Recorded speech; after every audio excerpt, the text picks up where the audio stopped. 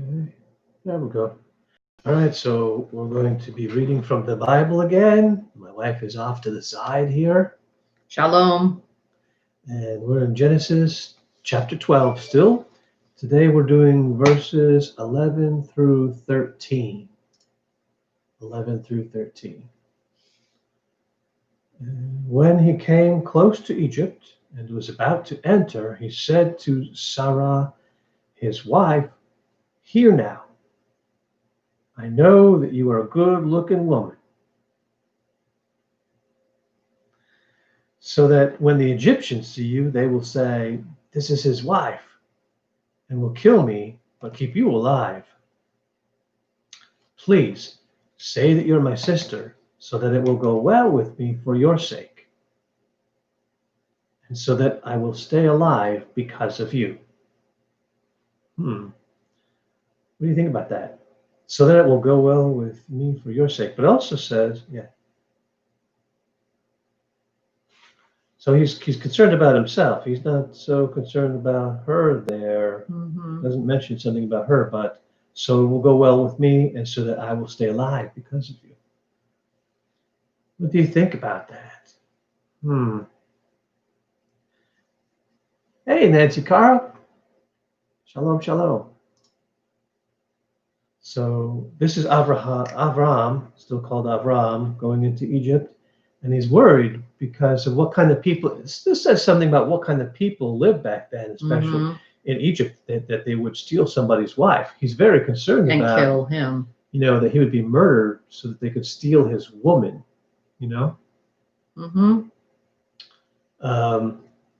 And I wonder, places like that in the world today. Yeah. Even areas south of the border, maybe, or something, or in some foreign lands you might travel to where slavery is still accepted today. Yeah. For instance, I think you know which kind of countries we're talking about. Anyway, it's very disconcerting. And then there's the moral aspect, right? We have an idea that when commandments conflict or seem to conflict in our lives, and what should we do? Life takes precedence. Is that what's happening here? Well, there's life taking precedence, but I don't know. Man,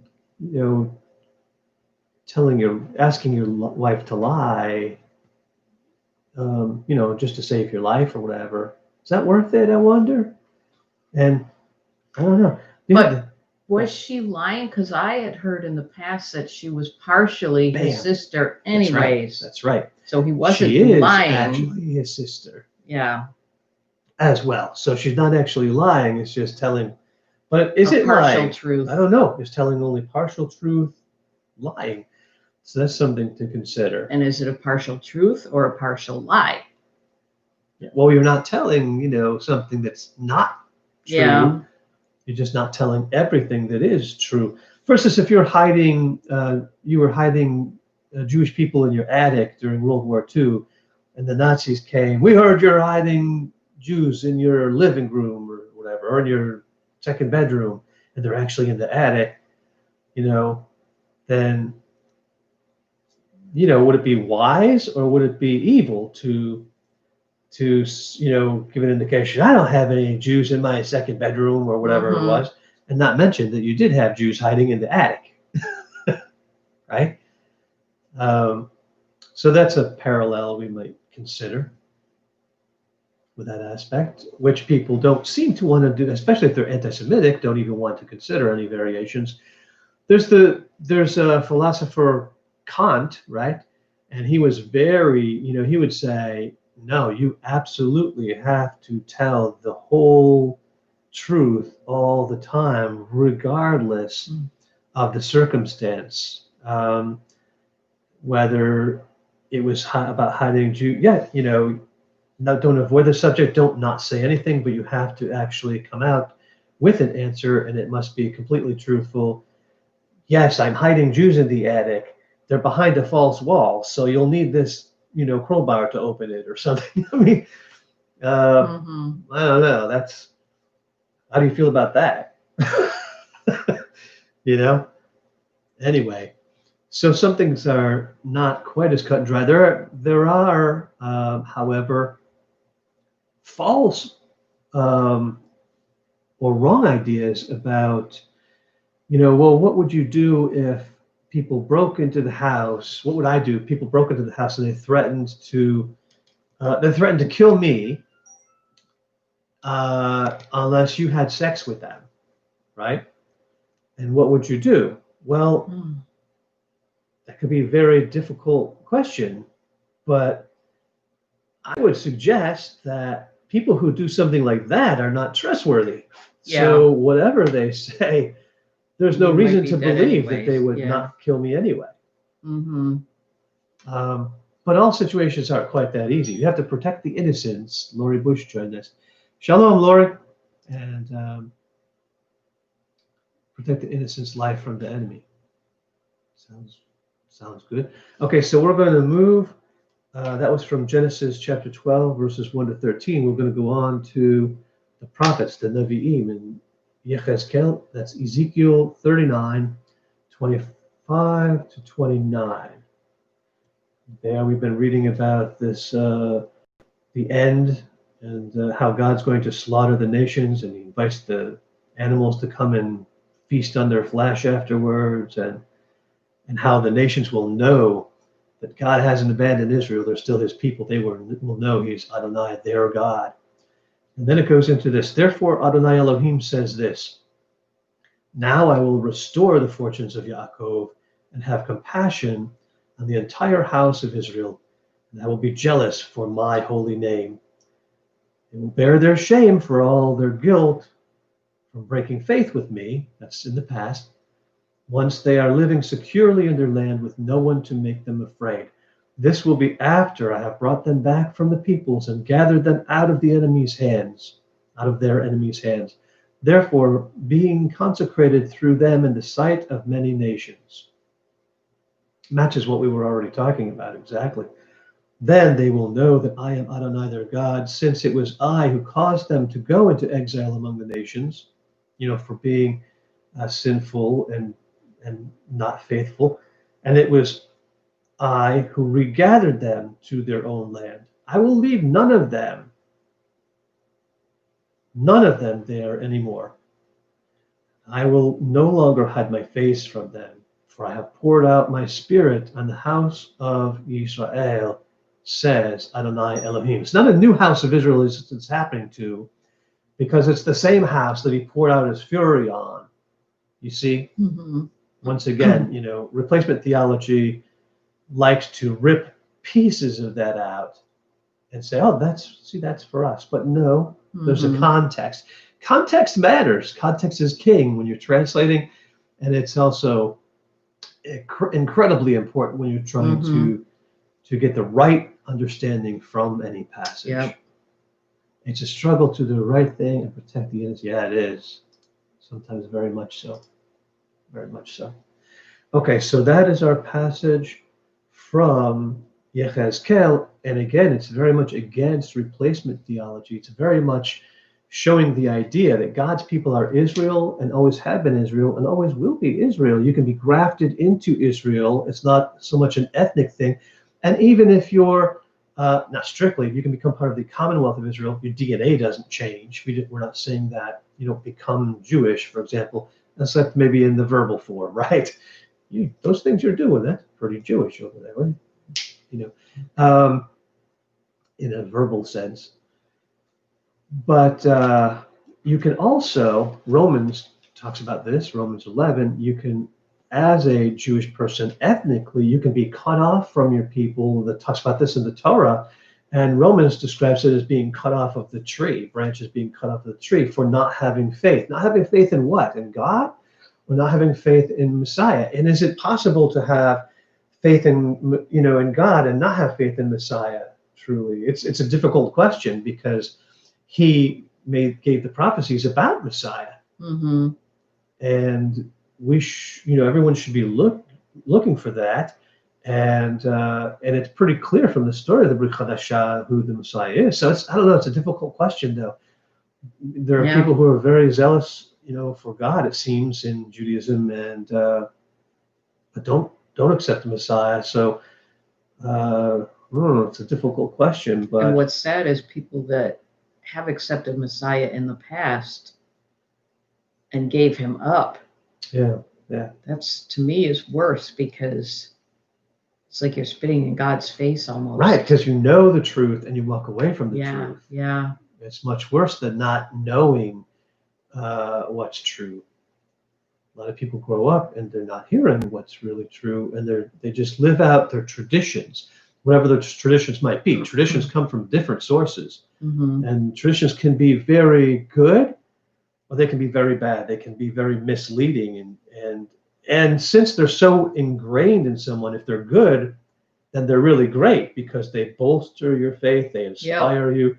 But if they're wrong, they're very bad because they keep you from the truth, from finding out the truth, because you become closed-minded to things outside of those traditions, or closed off from things that would attack those traditions, because you feel like it's a personal offense when someone attacks those traditions, even if they're wrong and to the point where they're evil. So we have to be at least open to the idea that some things we do, maybe, we need to know where they came from. What's the meaning behind the things that we do, the practices we have? During holidays, for example, and we won't go deep into that, but leave it for people to look into for themselves. Search your hearts and search the scriptures. Right. And into history and culture. What's mistletoe? Where did that come from? What's that all about? For example. Okay, and we'll move on now to the third reading. This is from the Ketuvim, 2 Chronicles. We only have one verse there. 2 Chronicles 29:36. 29:36. Apologize, I'm a little stuffy today if I sound funny. This is, again, about Hezekiah, one of the good kings, right? One of my favorites. Not the best, but one of the better. One of the better ones, yeah. Hezekiah and all the people rejoiced over what God had prepared for the people, since it had all happened so suddenly. His father died, and he's renewing restoring the temple, reopening the doors to the temple. They're finding the Torah, they're living the Torah, they're starting to do the sacrifices again, which is what provides atonement in those days. Yeah. Before Yeshua, there's nothing else out there to do that. It's a great thing, which is what Hebrews says. It was a great thing. It's not a bad thing versus Yeshua is a good thing. It was a great thing. There was nothing better, and Yeshua is even better sacrifice. So they're doing these good things. There's the worship. They're singing praises till they're filled with joy, prostrating themselves, bowing their heads, before Him in worship. And we talked yesterday about how much music can really. And we saw a video by a friend this morning. It was filled with joy because she was singing worship songs and recorded it on live stream for everyone to see. And it was uplifting for us just to see someone else doing it, right? Especially after we just talked about it yesterday. Yeah, let alone when you do it yourself, when you're singing praise, it can lift your spirit. So if you're feeling, gloomy or something today, struggling with anything, remember that God inhabits the praises of His people, and He is there. And when you're in His presence, evil can't exist there. Talked about that yesterday too. And so your heart will be lifted. Your heart will be lifted. Yeah. It's kind of like making aliyah. Okay, so all the people rejoiced about what was happening. And it happened pretty suddenly. He didn't take a lot of time to decide, hey, of course, my father was not good. We need to change. We need to change now. Makes you wonder if he was maybe thinking about it while his father was still in power, and noticing, going, man, this isn't right. This isn't what's supposed to be going on, and what was happening to the people at that time, that maybe he was like, no, when I come into power, he may have been planning ahead of time. This is what we're going to do. And that's probably why it happened so fast. Yeah. He had a plan ahead of time. When my dad dies and I take over, this is what's going to happen. I mean, you would have to think so. Yeah. When there are evil presidents in power, for example, you know how I feel when unrighteous decrees are being made into law in our country. And you could imagine how people felt. And so regime change can be good, it can be bad. And like Lot being vexed, the feeling is like Lot being vexed living in Sodom, how horrible it must have felt. Or people living in 1930s in Germany, how horrible it must have felt to see things that were going on. Not just if you were Jewish, but if you were really a believer in Yeshua, from whatever group you were in, how much you must have struggled seeing unrighteous decrees, and how helpless you must have felt in most cases, Okay. And so now we're going to move on now to the Brit Chadashah, the New Covenant Scriptures, or the Messianic Scriptures. Matityahu, that's Matthew, chapter 7, and again, only one verse today, verse 6. That's chapter 7, verse 6. Don't give to dogs what is holy, and don't throw your pearls to the pigs. If you do, they may trample them under their feet, then turn and attack you. I think this is talking about scripture, and some people, and again, can tie into tradition sometimes, but many other things as well. People who are atheists, or there are many, enemies of the truth, meaning the scripture, and of God. And when you try to tell some people the truth, they may turn on you. I remember there's a king in the writings, right, who Jeremiah sent the word of God to, and he didn't just reject it, but as it read, he took parts of it and started slicing them up and burning it in the fire. And he went after Yirmiyahu too. Jeremiah went through a lot, right? Being thrown in a cistern, and all kinds of bad things happened to this guy. And that can happen to us. It can happen to you. We need to be wise in the way that we share the truth. Yes. To lessen that, everything we do should be in a spirit of love and concern for people, not out of a desire to just validate ourselves. Some people share out of anger. Like in your face, like. Yeah, out of anger, of their own anger. How dare you attack me? I'm going to attack you. Right. Yeah, and that's not. While there may be a sense, some level of a feeling, I want justice behind that, right? And justice is a good thing. It's not supposed to be our primary motivators. No. They're the reason why we share. And some people are just,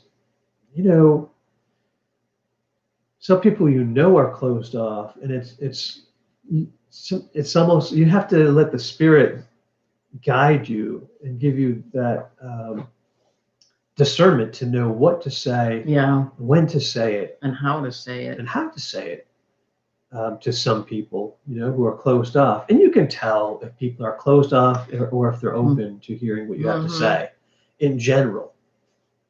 Yeah. If they cross their arms. So this is a good sign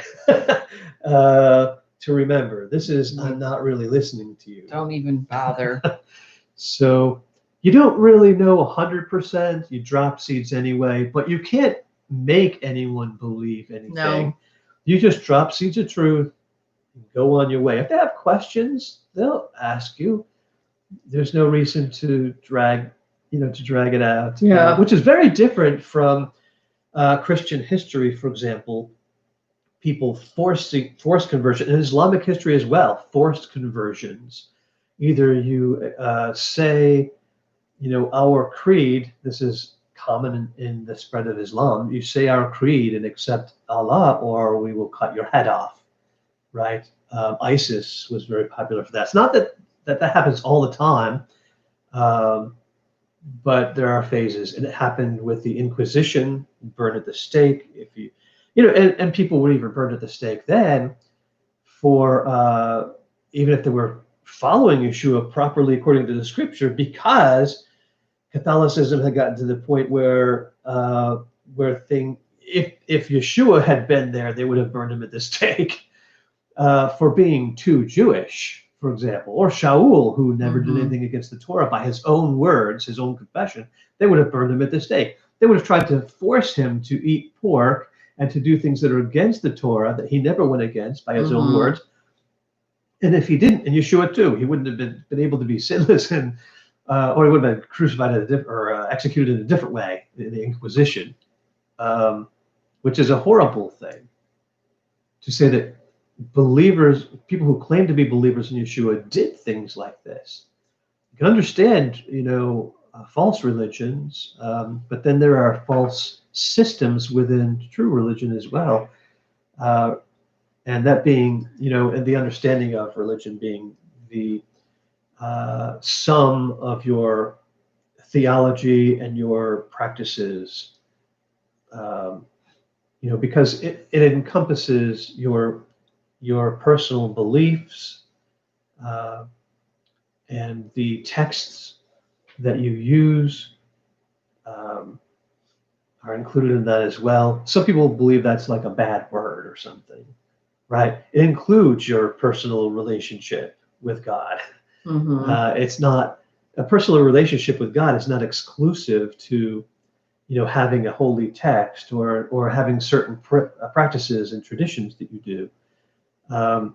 But if you only follow traditions or you only have works, you don't really believe, you don't really have a relationship, you're not really in prayer, then that's where there's a problem as well. That's a different kind of problem.